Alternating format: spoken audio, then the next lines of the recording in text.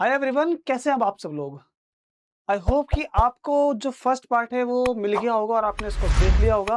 और आज हम बीपीएससीटी 131 अब इसका पीवाईक्यू करेंगे और हम पार्ट 2 में जिसमें बहुत सारे क्वेश्चन होने वाले हैं उनको बड़े ही ध्यान से देखेंगे और समझेंगे। चलिए फिर स्टार्ट करते हैं बिना देरी के। देखिए, अब सबसे पहले जो क्वेश्चन हमारे सामने है वो कौन से टॉपिक से, तो आंसर है इलेक्ट्रोमैग्नेटिक इंडक्शन, ईएमआई। अब इस क्वेश्चन की जो वर्डिंग है एक बार वो देख लो, फिर इसको कैसे करना है हमें वो जानते ही हैं, लेकिन फिर भी मैं आपको पहले समझाऊंगा कैसे करना है, फिर मैं खुद करूंगा। A wire loop of radius 20 centimetre. तो हमारे करने का रूल क्या होता है, तो जो पहले गिवन है हम पहले उस पार्ट को लिखते हैं। तो गिवन बता दो मेरे साथ क्या क्या है, तो आप बोलोगे रेडियस 20 सेंटीमीटर, करेक्ट है। मीटर में कन्वर्ट कर लो क्योंकि हम इसको ऐसा यूनिट में कन्वर्ट कर लेते हैं तो ज्यादा बेहतर है। ओके, एंड रेजिस्टेंस, इसी वायर का जो लूप है, इसी लूप का रेजिस्टेंस हमें दिया 3 ohm, is kept in a uniform magnetic field. बोले तो अगर कोई एक वायर है, सिंपल तरीके से मान के चलो कि अगर हमारे पास ये एक वायर है, ठीक है ना, इस तरह से एक वायर है, तो इसको हमने एक मैग्नेटिक फील्ड में ऐसे ले जाकर रख दिया। वायर का ये मान लो फ्रेम है, जो ये आउटर बाउंड्री देख रहे हो ना, इसको आप वायर का फ्रेम मान सकते हो कि अगर सर्कुलर वायर हुई तो वो ऐसे रखी है, सामने रखी है तो वो ऐसे रखी होगी। तो इस तरह से वायर कोई हमारे पास है। ओके ना। अच्छा, अब उस वायर के साथ कहानी क्या लिंक है, captain magnetic field at right angle to it. बोले तो अगर आप इस सरफेस को देखो, ये जो आपको दिख रहा होगा, ये लाइन दिख रही होगी, मैं इसको थोड़ा हाईलाइट कर देता हूं। जैसे जो लाइन ऐसे करके आ रही है, ये पूरा एक क्लोज लूप ऐसे बना रही है ना। अब मान के चलो कि इसने एक वायर का फ्रेम तैयार कर लिया, एक लूप बना लिया, ऐसे तैयार कर लिया एक लूप। अब इस लूप में मैग्नेटिक फील्ड के राइट एंगल रखी है, वो ऐसे भी हो सकती है और पीछे से इस तरह से भी हो सकती है। कहानी क्या आगे, the magnetic field points into the page. Okay, तो मैग्नेटिक फील्ड इस तरफ है, ठीक है ना, वो इस तरफ नहीं है। तो मैग्नेटिक फील्ड की डायरेक्शन पता लग चुकी है। उसके बाद देखो, तो उसके बाद कहानी है अच्छा, and is increasing at the rate of 0.10 Tesla पर सेकेंड। तो ये मैग्नेटिक फील्ड कंटिन्यूअसली चेंज हो रही है ना। चलो 1 मिनट का पॉज ले लेते हैं, जाओ करो।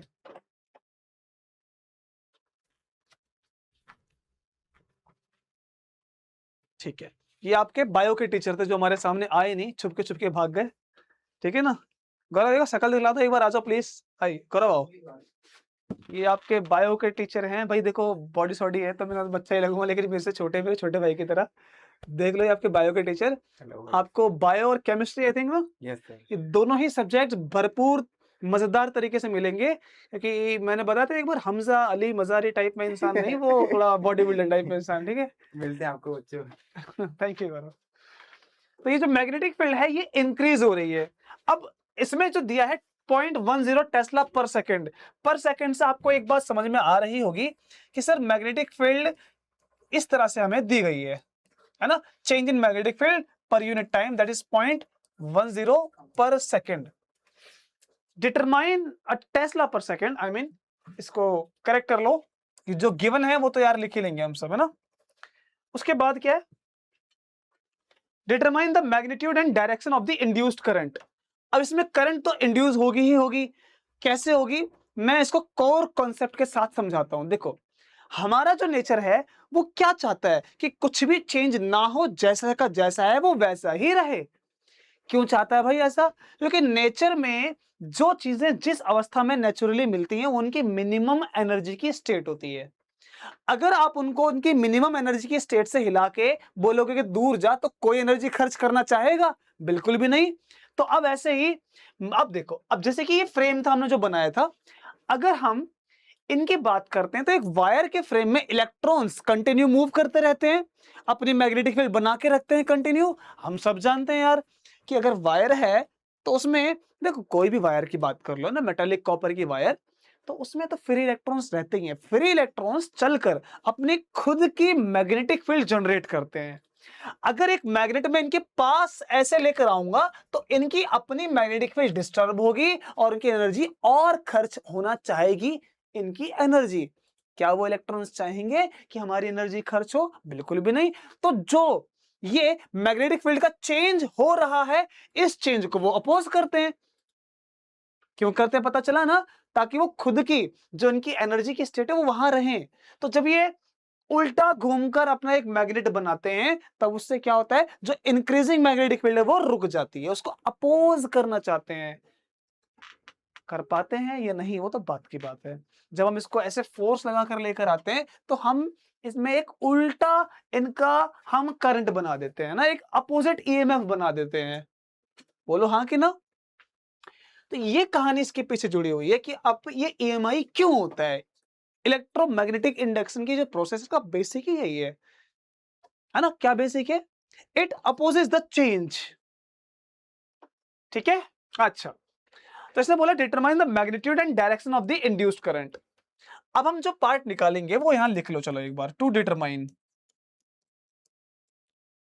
क्या क्या निकालना है, तो आंसर है number 1 magnitude of the induce current. Induce क्यों? क्योंकि इन्होंने बिना बैटरी के यहां करंट बनती है, उल्टा घूम के मैग्नेट बनाते हैं ना भाई, घूमेंगे तो करंट तो बनाएंगे ना।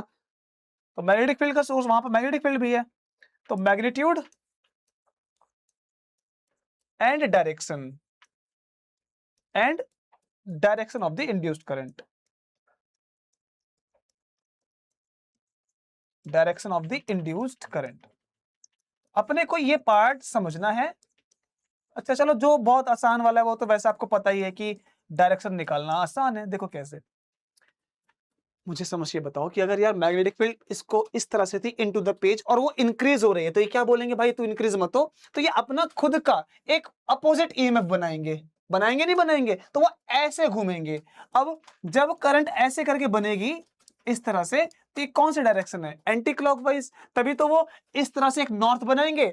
फिर सुनो, जब मैग्नेटिक फील्ड इसके अंदर है तो यहां कौन सा पोल है? North pole. अब जब ऐसे होता है तो यहां पर आ रही है मैग्नेटिक फील्ड। बात समझना ध्यान से। देखो, हम जब एक मैग्नेट को देखते हैं, हम बोलते हैं सर यहाँ नॉर्थ है यहाँ साउथ है, तो मैग्नेटिक फील्ड नॉर्थ पोल से बाहर आ रही है। पता ये बात ना कि मैग्नेटिक फील्ड अगर नॉर्थ पोल से बाहर आती है तो वो पोल इस तरफ है। क्लियर? तो इस तरफ है वो पोल। तो अगर मैग्नेट को यहां लाएंगे तो नॉर्थ पोल इसमें इंक्रीज हो रहा है और ये उसको अपोज करेगा। कैसे कर पाएगा अपोज? जब ये खुद का अपोजिट नॉर्थ बनाएगा। तो नॉर्थ बनाने के लिए इसको ऐसे आना पड़ेगा। अंगूठा क्या बता रहा है कि मैग्नेटिक फील्ड बाहर आ रही है, और बाहर कौन से पोल से आती है? नॉर्थ पोल से। क्या बात समझ में आई? तो करंट की डायरेक्शन में पता लगी, तो यहां लिख लो डायरेक्शन ऑफ इंड्यूस्ड करंट। ये हमारा सॉल्यूशन तो मैंने ऊपर स्टार्ट कर दिया था। Direction of induced current is anti clockwise या फिर counter clockwise. Anti clockwise,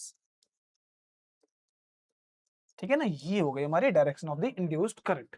magnitude निकाले इसका। अब चलो न्यूमेरिकल कैसे करना है अपने को, उस बात को समझना।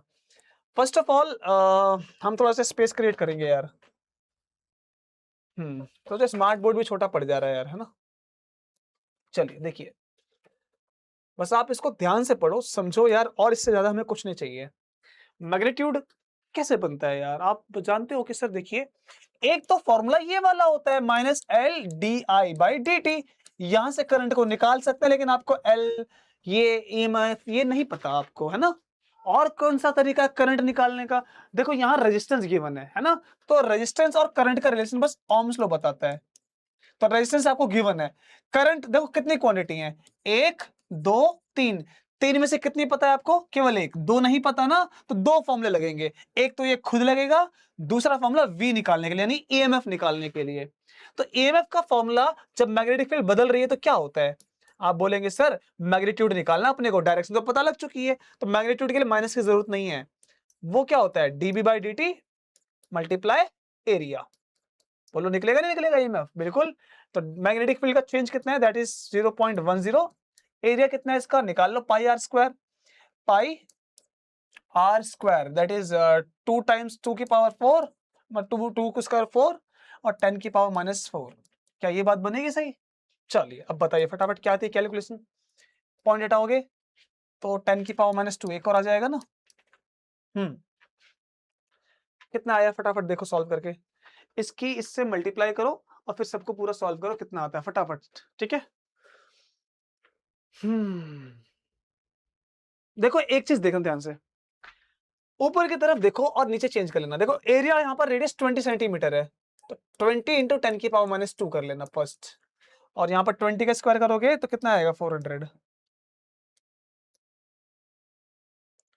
मेक करेक्शन, इट इज 400, है ना।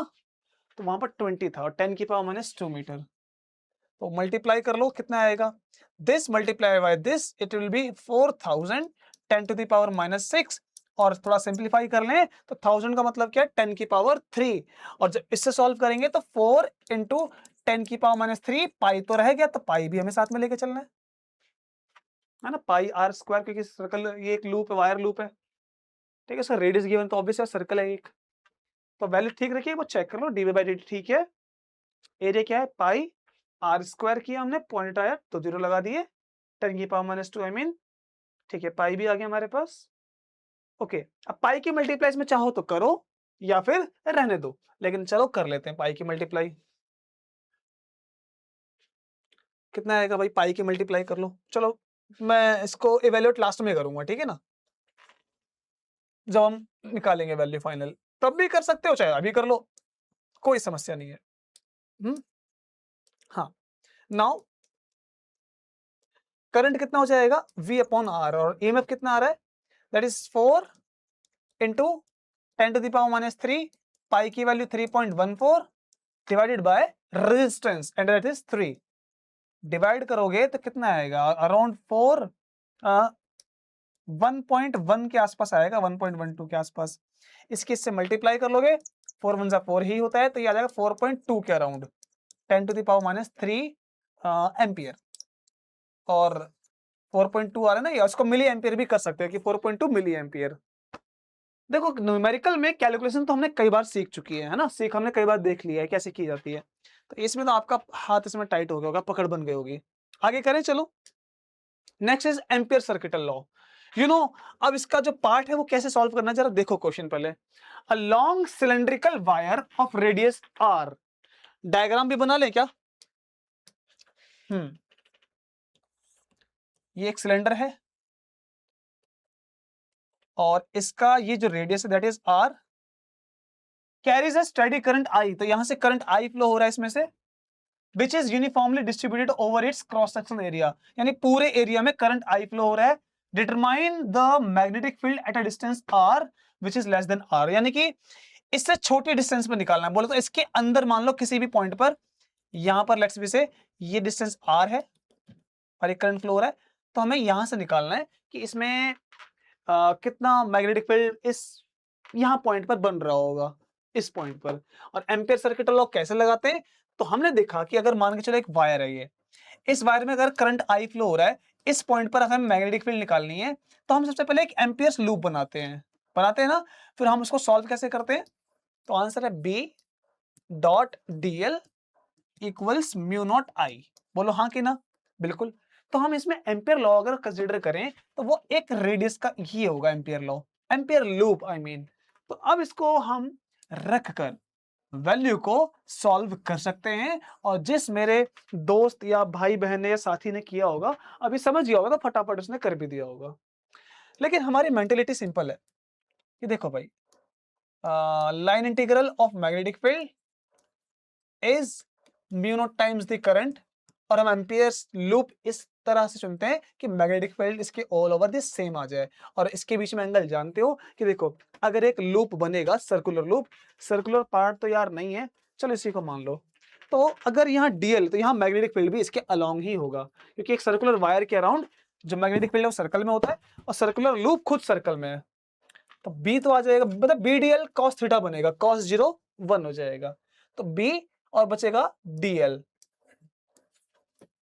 पहले एलएचएस कैलकुलेट कर रहे हैं ना, और जब डीएल को इंटीग्रेट करोगे तो पूरे रिंग के लिए आ जाएगा, जो लूप है इसका, वो लूप का कितना हमारे पास बनेगा लेंथ, टोटल लेंथ इसकी 2 पाई आर, क्योंकि हम लाइन को लेंथ को इंटीग्रेट कर रहे हैं, ठीक है ना, 2 पाई आर।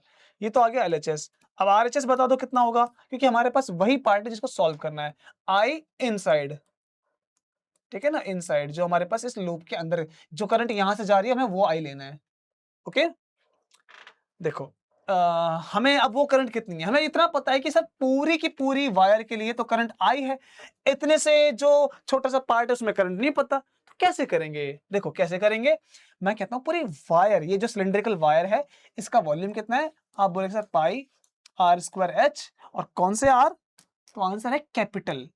तो इतने वॉल्यूम में आई करंट है, तो 1 यूनिट के वॉल्यूम में कितनी करंट आएगी, इसको 1 बनाने के लिए इसको इसी से डिवाइड कर दिया, तो बोलो 1 यूनिट में जो करंट आई क्या वो इतनी नहीं आएगी? बिल्कुल आएगी सर। अगर 1 यूनिट में इतनी आ गई तो हमारे पास कितना छोटा सा पार्ट है, ये एरिया बोलो चाहे वॉल्यूम बोलो, तो कितना एरिया हमारे पास है, आप बोले पाई आर स्क्वायर, इसको एच यहां से भी चलो कोई नहीं, वॉल्यूम एक ही है, एक ही बात है, तो ये मल्टीप्लाई कर लो पाई आर स्क्वायर एच, ठीक है ना, तो ये सब कट जाएगा, तो करंट कितनी आ गई, तो करंट जो इनसाइड है छोटे से रीजन में वो है I R square divided by R square, ये बचेगा और एक ये बचेगा बस। अब हमें वही वैल्यू यहां रखनी है, तो आरएचएस तो हमें पता लग ही चुका है कितना है, तो डायरेक्ट रख दो, उसको सॉल्व कर सकते हो, मार्क्स मिल जाएंगे, ठीक है ना। म्यू नॉट इनसाइड कितनी करंट है sir, I R square divided by capital R square, इससे ये कैंसिल हो जाएगा एक आर, तो कितनी आई मैग्नेटिक फील्ड, तो आप बोलोगे सर ये आ गई म्यू नॉट अपॉन में 2 पाई I divided by R square, और ये वाला आर एक बचेगा, तो ये आ गई इसकी magnetic field inside the small radius, जो इसके लिए हमें निकालनी थी मैग्नेटिक फील्ड। बात क्लियर हुई क्या? कोई डाउट आए ना तो आप प्लीज पूछो जरूर कि कैसे हुआ है। अभी पीवाईक्यू के पॉइंट ऑफ व्यू से हम थोड़ा सा फास्ट कर रहे हैं, ओके ना। Next, Bohr's model of hydrogen atom का एक पार्ट, तो ये बोल रहा है कि in the Bohr model of hydrogen atom the electron follows a circular orbit. Obvious सी बात है कि भाई जब हम एक इलेक्ट्रॉन को बोर किसी भी मॉडल में ऑफ एटम में देख लो वो सर्कुलर ही घूमता है, जहां पर nucleus, the speed of electron is v, radius of the orbit is r, so that effective current, electron के घूमने से वहां करंट बनेगी यार। अगर एक इलेक्ट्रॉन सर्कुलर पाथ में घूम रहा है तो वो कंटिन्यू एक पर्टिकुलर एरिया को, एक पर्टिकुलर लाइन को एक फिक्स इंटरवल के बाद बार बार उसको क्रॉस कर रहा है, यानी कि टी टाइम के बाद वो बार बार उसको, जो ये एरिया है या पर्टिकुलर लेंथ है, इसको बार बार इस गेट को पार कर रहा है, तो करंट तो बनेगी करंट, ये तो पक्का है। तो हमें वो करंट को शो करना है, ये इतनी होती है, okay. If the radius of the orbit is this, हाँ हमें रेडियस दे रखी है, कितनी है भाई, 5 into 10 to the power -11 meter, 5.3 10 to the power -11 meter, and the electron speed, जो v बोला है इसने, इलेक्ट्रॉन स्पीड वो 2.2 10 टू द पावर 6, बहुत फास्ट घूम रहा है इलेक्ट्रॉन, काफी फास्ट स्पीड है। Calculate its frequency, the 3 part है, पहला पार्ट हमें शो करना है, टू शो करने के लिए कि जो यहां करंट बन रही है दैट इज आई, वो है ev divided by 2 pi R, पहले ये हमें ये शो करना है। दूसरे पार्ट में कैलकुलेट करना है its frequency, to calculate frequency, third and the current in the orbit, अच्छा करंट निकालनी भी है इसकी वैल्यू। चलो तो हम पहले यहां से स्टार्ट करें ठीक है। अब ये बताओ करंट का बेसिक फॉर्मूला क्या पड़ा है, तो आप बोलेंगे सर हमें तो पता है कि करंट इक्वल्स टू होती है चार्ज अपॉन में टाइम, है ना। अच्छा कौन सा टाइम आएगा, कैपिटल टी, जो एक पार्ट में इसको कवर कर रहा है, पूरा सर्कल घूमने में जो कवर कर रहा है, ठीक है ना, वो टाइम आएगा। हमें इलेक्ट्रॉन का चार्ज पता है, टाइम पीरियड बोलो कैसे निकालोगे, तो आंसर है ये ऐसे कि हमें पता है कि speed equals to distance upon time होता है, तो टाइम कितना हो जाएगा, डिस्टेंस अपॉन स्पीड, डिस्टेंस कितनी है 2 पाई आर, और ये कितना है स्पीड v है, तो हमें वही रखना है, इसकी वैल्यू e डिवाइड में 2 पाई आर डिवाइड में v, वो v ऊपर आ जाएगा। क्या ये एक लाइन में शो नहीं हो गया, ev बाई 2 पाई आर, हाँ हो गया, कोई बड़ी बात नहीं थी। कैलकुलेट भी कर लो ताकि थर्ड वाला पार्ट अभी आ जाए, है ना, अभी कर लेते हैं calculate. So I equals to electron का charge that is 1.6 time 10 to the power -19, electron की स्पीड बोलो ये रही 2.2 10 टू द पावर 6 डिवाइड में 2 इंटू पाई की वैल्यू 3.14 इंटू रेडियस कितनी है भाई साहब, ये तो है 5.3 10⁻11। चलो, मेरे साथ जुड़ने वाले सभी मेरे भाई बहन जितनी भी साथी, उन सबको पता होगा कि कैसे करने वाले हम इसको अप्रोक्सीमेशन से, है ना। देखो, इसको हम यहां से इसको घटा के, है ना, मैं अलग मार्कर से लिख रहा हूं मैं। अप्रोक्सीमेशन हमारे बड़ी काम आती है, तो इसको यहां से कम करेंगे, इसको 2 कर लेंगे, है ना, और इसको यहां से बढ़ा लेंगे और यहां से इसको 2 कर लेंगे। देखो, हमने इसको कम तो 2 टू द 4 हो जाएगा, ठीक है ना, और इसको सॉल्व करेंगे 10⁻13 आ जाएगा। क्या ये बात सही है? अच्छा, इसको जितना हमने बढ़ाया है, अब देखो जब नंबर अगर ऊपर वाले को बढ़ाएंगे तो इसको हम डायरेक्ट 3 कर लेते हैं, ठीक है। तो कितना आ जाएगा, 2 3 6, 6 5 30, अप्रॉक्स 30 लिख लो, और 10⁻11 ऊपर जाएगा, 10⁻11 बन जाएगा। सही है बात ये? देख लो एक बार ध्यान से, बिल्कुल। अब इसको डिवाइड करके सॉल्व करके जो आंसर आएगा उसमें थोड़ी सी बढ़ोतरी कर लेना। क्यों? देखो, हमने यहाँ से इसको थोड़ा सा बढ़ाया था एक्स्ट्रा, और यहाँ से इसको भी कम किया हमने, इसको भी कम किया है, तो हमें थोड़ा सा अप्रोक्सीमेशन लेकर इस नंबर को इवेल्युएट जब करेंगे, जो भी आंसर आएगा उसमें थोड़ा सा नंबर बढ़ा लेना। चलो फटाफट बताओ कितना आने वाला answer, come on fast. Akash pause कर दो, अभी पहले न्यूमेरिकल सॉल्व कर लें। ठीक है, तो कर लिया होगा इसको सॉल्व। चलो अब हम देखते हैं इसको फटाफट से फटाफट। हाँ, 30 डिवाइडेड बाय 4 यहाँ कर लो, छोटा सा कितना आने वाला है, 0.31 से 30 लगभग 10, ठीक है 0.13, या फिर इसको थोड़ा सा हम कम करके लिख सकते हैं, बढ़ा के कम करके जो भी है, तो ये आ जाएगा 0.13 10⁻²। और जब इसको हम आगे साइंटिफिक यूनिट में लिखेंगे तो जो करंट है वो कितनी आ जाएगी, 1.3 समथिंग, या 1 मान लो आप, है ना, 1 इंटू 10⁻³ एम्पियर, ये आ जाएगी। क्लियर है बात? चलो, अब इसकी बात ये क्लियर हो चुकी है, तो फ्रीक्वेंसी भी फटाफट से फटाफट चलो कैलकुलेट कर लेते हैं, वो यहां कर लेते हैं, जगह नहीं बचेगी, तो आप प्लीज ये टास्क जरूर करना। फ्रीक्वेंसी क्या होती है, वी नो कि frequency is the 1 time period, therefore ये आ जाएगा v/2r, 2πr आई मीन। अब ये प्लीज कैलकुलेट करके कमेंट में फटाफट से आंसर मारो कितना आने वाला है, ठीक है, जो भी आंसर आएगा देखते हैं। नेक्स्ट चलते हैं, ये वाला क्वेश्चन कैपेसिटर कॉम्बिनेशन, यार इससे आसान क्वेश्चन मैं और क्या ही बोलूं मैं, सच्ची में बहुत आसान क्वेश्चन है ये। देखो, calculate the effective capacitance of 3 capacitor C1 C2 are in series and third is parallel. भाई सीरीज में कैसे सॉल्व करते हैं, 1/C1 प्लस 1/C2, जब हम इसका इफेक्टिव रेजिस्टेंस निकाल रहे होंगे तो कितना आएगा, आप बोलोगे सर ये आ जाएगा 1/C1 C dash C1 plus C2 upon C1 multiply C2, फिर इसको रिवर्स कर लो तो C डैश कितना आएगा, ये आ गया, पहले सीरीज को सॉल्व किया। नाउ अब जो फाइनल करेंगे वो कितना आएगा, C इफेक्टिव, ये सीरीज वाले तो एक साथ आ चुके हैं, वो साथ में इनके पैरेलल है, जो इनके पैरेलल है वो इस तरह से ऐड हो जाएगा, क्योंकि कैपेसिटर सीरीज में ऐसे ऐड होते हैं रेजिस्टेंस के अपोजिट, और पैरेलल में डायरेक्ट इस तरह से, है ना। तो ये आ गया आंसर, और करना चाहते हो तो क्रॉस मल्टीप्लाई करके सॉल्व कर दो। क्या आएगा यहाँ पर, C1 C2 plus C1 into C3 plus C2 into C3 divide में C1 प्लस C2। ये तो आसान क्वेश्चन है, बहुत बेसिक लेवल का है। चलो आगे देखो जरा, electric potential and capacitance of work done. Work done निकालना है, how much work needs to be done to transport an electron from positive terminal of a 6 volt battery to its negative. क्या question है ये, नहीं मैं कह रहा हूं कि ये देखो क्वेश्चन क्या है ये। अब आप सब जानते हो कि यार वर्क डन निकालना है, इसमें पोटेंशियल दिया हुआ है, पोटेंशियल का फॉर्मूला क्या है, ये रहा।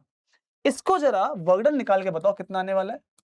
आप कहेंगे sir Q into V, Q कितना है इलेक्ट्रॉन और V कितना है, V इलेक्ट्रॉन का चार्ज कितना है, वो तो E अभी बाद में रख, चलो अभी रख लो ना, 1.6 10⁻⁻19, वोल्टेज कितना दिया हुआ है 6 वोल्ट, मल्टीप्लाई करो 9.6 10⁻⁻19 जूल। सच्ची में ऐसे क्वेश्चंस भी देख लो आए हैं एग्जाम में, अब इसमें क्या एक्सपेक्ट करेंगे हम। चलो फिर आगे बढ़े, नेक्स्ट क्वेश्चन, स्टोक्स थ्योरम। ये चीज सीखो, देखो जिनको नहीं आती प्लीज ध्यान सीखना। Using Stokes theorem evaluate F.dl। अच्छा, लाइन इंटीग्रल को इवैल्यूएट करना है, लेकिन स्टोक्स थ्योरम यूज करके। तो कैसे करते हैं? देखो बेसिकली जो स्टोक्स थ्योरम हमें निकालनी है वो इसके लिए इवेल्युएट करनी है। तो इस चीज को हम ऐसे निकालते हैं स्टोक्स थ्योरम से कि हम उसका सरफेस इंटीग्रल करते हैं। बात समझना, ठीक है ना? सरफेस इंटीग्रल, यहाँ कौन है? फोर्स है ना, del cross F dot d A vector, क्योंकि यहाँ पर लेंथ है, यहाँ पर एरिया आएगा। इन्होंने फोर्स दे रखी है and C is the ellipse in the x y plane defined by this. तो ये वैल्यू दे रखी है हमें। अब इसको जब हम सॉल्व करेंगे तो जरा फटाफट आ जाओ, कैसे करेंगे सॉल्व इसको, है ना? चलो, सबसे पहले डेल क्रॉस एफ इवेल्युएट कर लो, क्योंकि पहले वही निकालना है ना। कैसे निकालते हैं? Curl of the vector. तो आंसर है आई जे के। अब सबसे पहले कौन है यहाँ पर? डेल। डेल की वैल्यू वो क्या है? Del by del x, del by del y, del by del z. Okay ना? Next part is your cross F. बोलो एफ कितना है? X square plus 2x plus z square. ये वैल्यू देखो कैसी कैसी, आई में इतनी है, फिर उसमें इतनी है 2x, उसके बाद जेड स्क्वायर। फर्स्ट आई के लिए सॉल्व करके बताओ। और आई ये पार्ट हट जाएगा तो ये इससे मल्टीप्लाई करेंगे, del by del y z square. अगर इसको इसमें डेरिवेटिव करोगे कितना आएगा? 0। माइनस इसको इससे करोगे तो 0 आएगा, क्योंकि कांस्टेंट है। तो आई में तो 0 है। माइनस जे में बता दो। जे के लिए क्या करेंगे? ये पार्ट और ये पार्ट क्रॉस, इसको इससे करेंगे तो एक्स का है, ये जेड स्क्वायर है। तो जेड स्क्वायर को जब एक्स के रेस्पेक्ट में डेरिवेटिव करोगे it will be again 0। Minus Z के साथ डेरिवेटिव करोगे एक्स को, अगेन 0। तो जेड जे में भी 0 है। प्लस के में कितना आएगा? हाँ, तो इसको इससे देखो, अब इस के में निकालोगे, इसको छुपा लो। इसको इससे मल्टीप्लाई करोगे तो 2 बाहर आ जाएगा, 2 बचेगा यहाँ पर। माइनस इसको इससे करोगे तो ये 0 हो जाएगा। तो यानी कि कुल मिला के जो डेल क्रॉस एफ है वो आया है 2k। ओके ना? और ये एक एलिप्स की बात कर रहे हैं, और एलिप्स एक्स वाई प्लेन में, बोले तो इस तरह से एक एलिप्स बना हुआ है। अब एक एलिप्स जो है एक्स वाई प्लेन में है तो उसका एरिया वेक्टर किस तरफ होगा? यार बड़ा आसान है। एक्स वाई प्लेन में है तो उसका एरिया वेक्टर जेड डायरेक्शन में होगा, है ना? जब ऐसे निकालते हैं किसी का भी एरिया वेक्टर, किसी का भी एरिया वेक्टर किस तरफ होता है? तो आंसर है सरफेस के परपेंडिकुलर। देखो, length into breadth that is outward. Okay ना? तो एरिया वेक्टर पता लगा कहां पर है? आउटसाइड में। बोले तो एरिया वेक्टर अपने लिए हो जाएगा के कैप डी ए। अब वो पार्ट निकाल लो यार, चलो फटाफट निकालते हैं।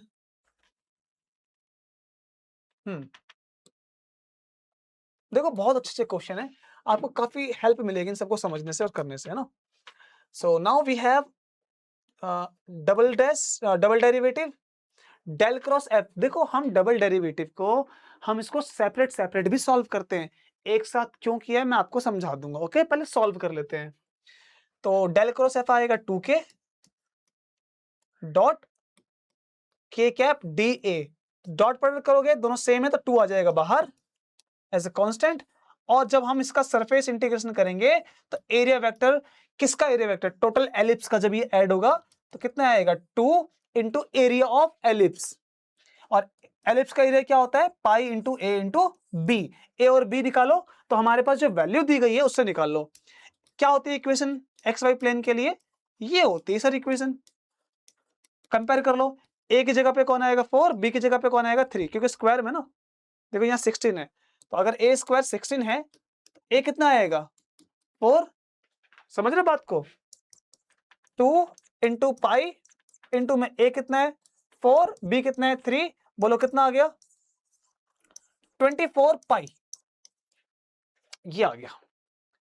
असल में अगर इसको हम सिंपल जैसे dx और dy, क्योंकि हम इसको ऐसे भी सॉल्व करते हैं, अगर कोई इंटीग्रल हमें दे रखा हो तो यहाँ पर कोई फंक्शन होगा, इसको dx फिर dy करके भी सॉल्व करते हैं, है ना? पहले किसको सॉल्व करते हैं? पहले x के साथ अंदर वाले को। जब ये सॉल्व हो जाता है, एक आंसर बचता है, तो फिर हम उस एक आंसर को y के साथ सॉल्व करते हैं। वो इस तरह से भी करते हैं सॉल्व, है ना? लेकिन यहाँ पर हमारे पास क्या था कंडीशन कि यहाँ पर सर टोटल हमें एरिया ही दिया हुआ है, तो हमने डायरेक्ट एरिया के साथ कर दिया। ये अपन कर सकते हैं। अगर इस बात में किसी को डाउट लग रहा हो कि सर हमें स्टॉक थ्योरम में डबल इंटीग्रेशन सिखा दो, तो मैं पक्का सिखा दूंगा, ठीक है ना। ये चीज आपको पूछनी है, अदरवाइज मुझे पता कैसे चलेगा कि आपको क्या सीखना है क्या नहीं। तो ये पार्ट समझ में आया कैसे करना है। चलो एक और क्वेश्चन देखते हैं जो हमारे इस पार्ट का लास्ट होने वाला है। बड़ा ही अच्छा क्वेश्चन है क्या? हाँ, अच्छा क्वेश्चन तो है ये, क्योंकि ये इररोटेशनल वेक्टर का है। इररोटेशनल वेक्टर किसे कहते हैं? जिस वेक्टर का कर्ल जो है वो 0 होता है, इसे कहते हैं रोटेशनल। तो इसके थ्रू एबीसी की वैल्यू निकालनी है। ए हमें दिया हुआ है, okay, so del cross A करते हैं डायरेक्टली। डेल क्रॉस ए कितना आएगा?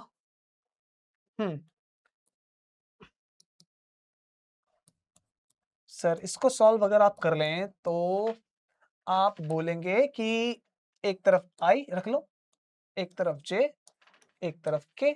पहले डेल है तो del by del x, del by del y, and then del by del z. चीजों को और अच्छे से डीपली आपके जो डाउट है मन में उनको जानने के लिए ना हमारे टेलीग्राम पे भी आ जाओ।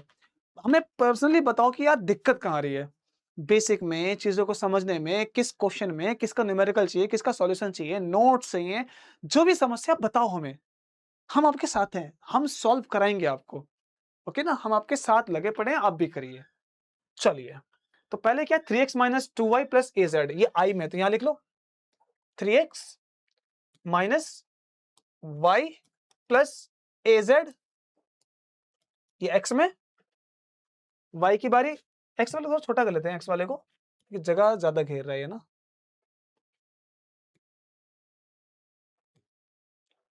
हाँ यहां ठीक है। y में कितना है?